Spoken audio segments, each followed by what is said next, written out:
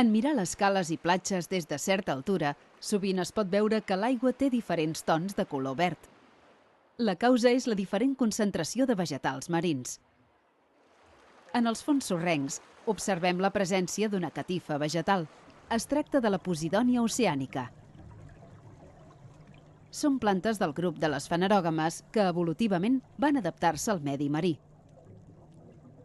Contràriament al que pugui semblar, aquests vegetals són plantes superiors d'aspecte herbaci que tenen arrels, tija i fulles, a més de produir flors i fruits. Les fulles tenen la forma d'una cinta llarga i prima de color verd. És on es fa la fotosíntesi. Les tiges, que reben el nom de rizomes, acostumen a estar enterrades dins la sorra. A més de produir el creixement vertical de la planta, asseguren la seva fixació al substrat i són un reservori de midó i de nutrients.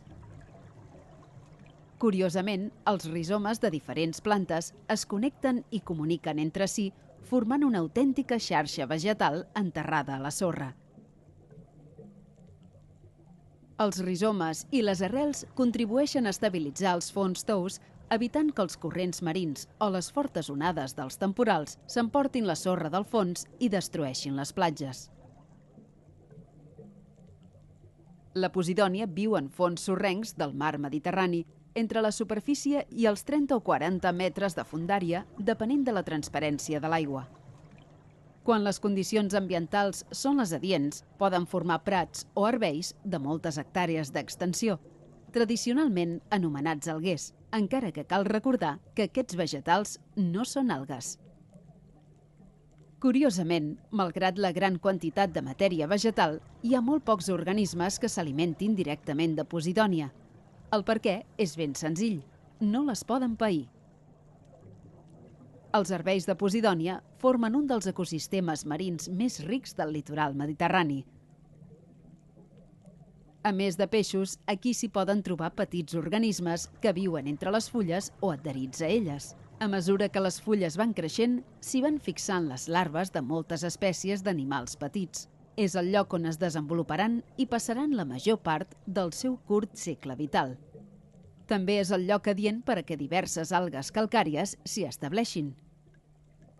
Quan arriba l'estiu, augmenta la quantitat d'organismes que viuen a les plantes, de tal manera que acaben recobrint-les del tot. És per això que adquireixen un color blanquinós.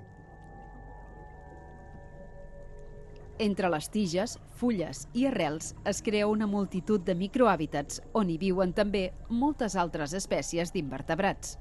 Uns van d'un lloc a l'altre, com les estrelles de mar, mentre que també hi ha animals que es fixen al fons. En els herbeis de Posidònia, la biodiversitat és molt elevada. En aquests ecosistemes no hi falten els pops. Aprofitant una petita clariana, aquest ha fet el seu cau.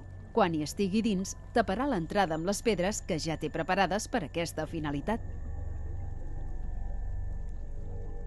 Entre les fulles també és possible veure exemplars de nacres. Es tracta de grans mol·luscs bivalves que fàcilment superen els 50 centímetres de llargària.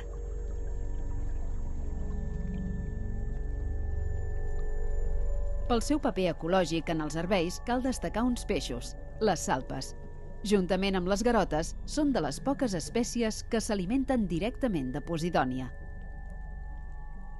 Aquests peixos formen moles que recorren sense pressa la superfície dels herbeis.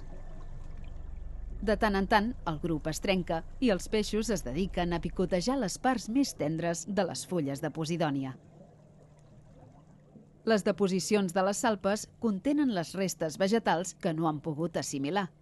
Aquestes restes de matèria orgànica les aprofiten certs invertebrats i microorganismes marins. Però, a més, entre les fulles i a prop de les arrels hi viuen també altres espècies de peixos. Petits làbrids es mouen incansables d'un lloc a l'altre. La seva coloració els permet passar desapercebuts als ulls dels depredadors. En aquest ambient hi ha una xarxa tròfica complexa en la qual hi trobem vegetals, animals herbívors i depredadors i també microorganismes, tots ells interactuant intensament.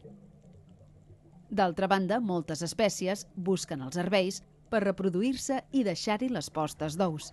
Aquí, les larves i els juvenils troben el refugi i l'aliment que necessiten per desenvolupar-se. La posidònia no és l'única espècie que forma prats submergits. Una ullada a les aigües del Mar Menor mostra una altra espècie, la Cimodocea, encara present en alguns punts molt reduïts del Mediterrani i que és força abundant a les Illes Canàries, on forma els anomenats cebadales. Aquesta espècie es troba també en fons sorrencs, sovint a menys fondària que la posidònia. En el Mar Menor la podem trobar formant prats verds entre la superfície i els 10 metres. Les seves fulles són més curtes i estretes. La densitat d'aquestes plantes no és tan elevada com la d'altres fanerògames marines, però entre elles hi viu també una gran quantitat d'organismes.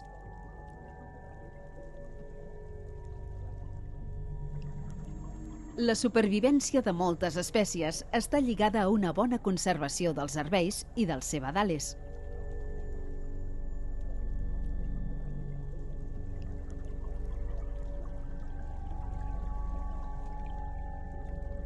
A l'estiu, les fulles velles, plenes d'incrustacions, es desprenen de les plantes i resten a prop del fons.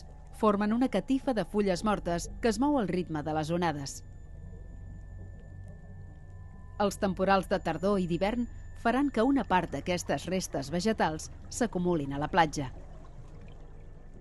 La matèria vegetal morta que queda al mar és atacada per microorganismes de tota mena que la van descomponent en partícules més petites, les quals, més endavant, serviran d'aliment a altres organismes. Contràriament al que aparentment pugui semblar, les acumulacions de posidònia morta i trencada són un fenomen natural. La presència d'aquestes restes a la sorra és un indicador de la bona qualitat ambiental de la platja i de que els seus fons marins es conserven en bon estat.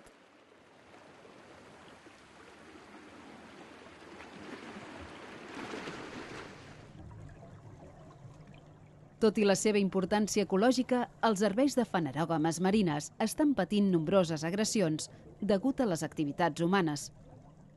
Això ha provocat una dràstica reducció de la superfície que ocupen i en molts indrets han desaparegut. Les causes d'aquest problema són molt diverses. Entre elles hi ha les alteracions dels recorreguts naturals dels corrents marins litorals per la construcció de dics i espigons. Molts productes fitosanitaris, plaguicides i adobs químics utilitzats en l'agricultura arriben al mar a través de l'aigua de rius i de rieres.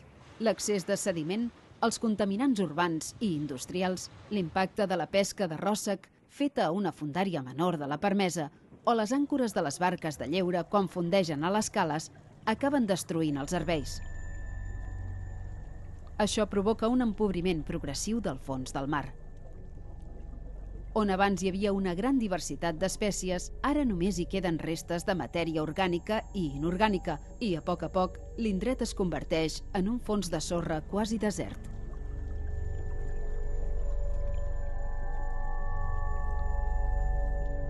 Els herbeis són un patrimoni natural que cal conservar.